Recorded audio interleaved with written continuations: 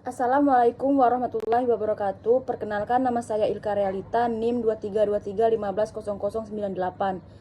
Tugas Ilmu dan Teknik Perundang-undangan, dosen pengampu Mardatila Suaka SHMH. Di sini saya akan memaparkan materi dari tugas saya, yaitu Ilmu dan Teknik Perundang-undangan. Materi pembahasan, jenis peraturan perundang-undangan. Fungsi dari berbagai jenis peraturan perundang-undangan, materi muatan undang-undang dan peraturan perundang-undangan lainnya. Asas-asas peraturan, pembentukan peraturan perundang-undangan yang baik. Jenis peraturan perundang-undangan. 1. Peraturan tingkat pusat. Dibuat oleh lembaga negara di tingkat nasional, Undang-Undang Dasar 1945, Undang-Undang, Perpu, Perpres, dan Peraturan Menteri.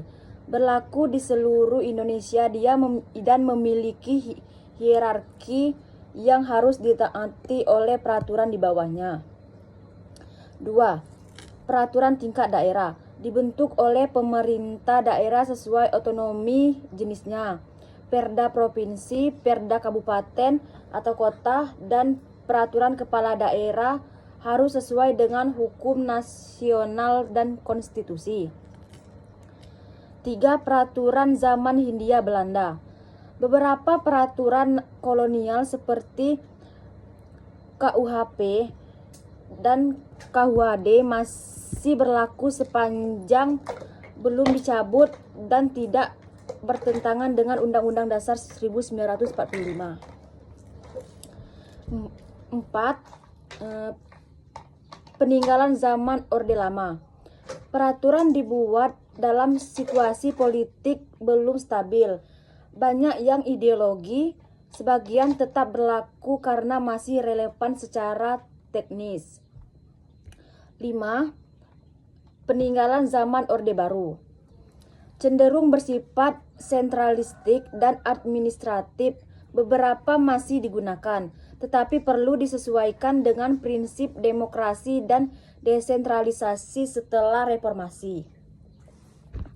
Fungsi dan berbagai jenis peraturan perundang-undangan. A. Fungsi undang-undang dan perpu. Menjadi dasar hukum utama dalam penyelenggaraan negara dan perlindungan hak warga negara dalam hak warga negara. Perpu dikeluarkan dalam keadaan genting sebagai pengganti undang-undang. B. Fungsi peraturan pemerintah atau PP.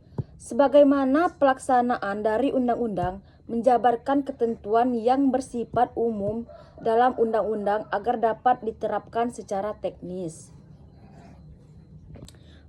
C. Fungsi peraturan presiden atau Perpres. Melaksanakan perintah undang-undang atau peraturan pemerintah serta mengatur kebijakan strategis pemerintahan yang bersifat nasional. Adapun yang D, fungsi peraturan menteri. Menjabarkan peraturan yang lebih tinggi di bidang tugas kementerian masing-masing sebagai pedoman teknis pelaksanaan kebijakan. E. Fungsi peraturan kepala lembaga pemerintah atau non-pemerintah. Mengatur pelaksanaan teknik administrasi dan dalam lembaga tersebut sesuai kewenangannya. F. Fungsi peraturan Direktur Jenderal atau Kementerian. Sebagai petunjuk teknis dan pelaksanaan kebijakan menteri pada lingkup internal Direktorat Jenderal. G. Fungsi peraturan badan negara. Mengatur tata kerja dan pelaksanaan fungsi badan negara tertentu, misalnya BPK, KPU, atau Komnas HAM. H. Fungsi peraturan daerah atau Perda. Menyesuaikan hukum nasional dengan kebutuhan masyarakat daerah dan sebagai pelaksanaan otonomi daerah. I. Fungsi peraturan kepala daerah. Mengatur pelaksanaan teknik kebijakan pemerintah daerah yang ditetapkan dalam Perda. Materi muatan undang-undang dan peraturan perundang-undangan lainnya. A. Sebelum perubahan Undang-Undang 1945, Materinya mencakup hal-hal penting dan pokok dalam penyelenggaraan negara serta hak-hak rakyat bersumber dari kedaulatan rakyat. B. Sebelum perubahan Undang-Undang 1945 atau materi peraturan lainnya. Peraturan di bawah undang-undang hanya bersifat pelaksanaan teknis dan tidak boleh mengatur hal pokok atau hak asasi.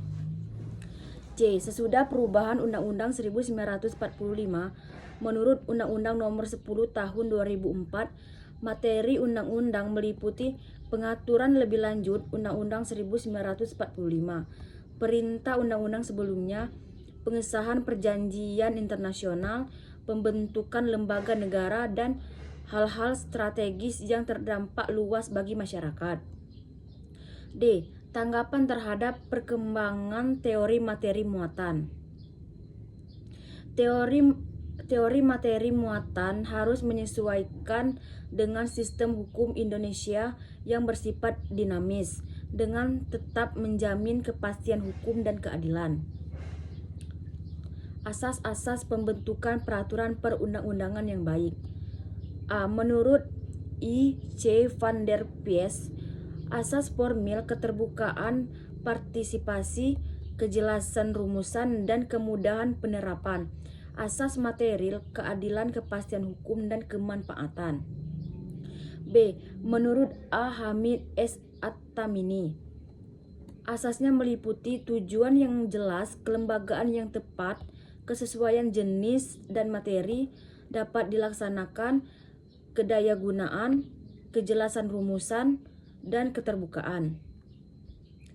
C. Menurut Undang-Undang Nomor 10 Tahun 2004, asas pembentukan meliputi kejelasan tujuan, kesesuaian jenis, dan hierarki, dapat dilaksanakan, kedayagunaan, kejelasan rumusan, dan keterbukaan. D. Menurut Undang-Undang Nomor 12 Tahun 2011, asasnya diperjelas lagi menjadi kejelasan tujuan, kelembagaan tepat, kesesuaian hierarki, dapat dilaksanakan, kedayagunaan, kejelasan rumusan, dan keterbukaan. E. Penerapan asas di Indonesia. Dalam praktiknya, asas-asas ini menjadi pedoman wajib bagi pembentuk undang-undang agar setiap peraturan yang dibuat memiliki kejelasan hukum, manfaat, dan keadilan bagi masyarakat. Segitulah ya materi yang bisa saya sampaikan. Saya akhiri. Wallahul muwaffiq ila aqwamit thoriq.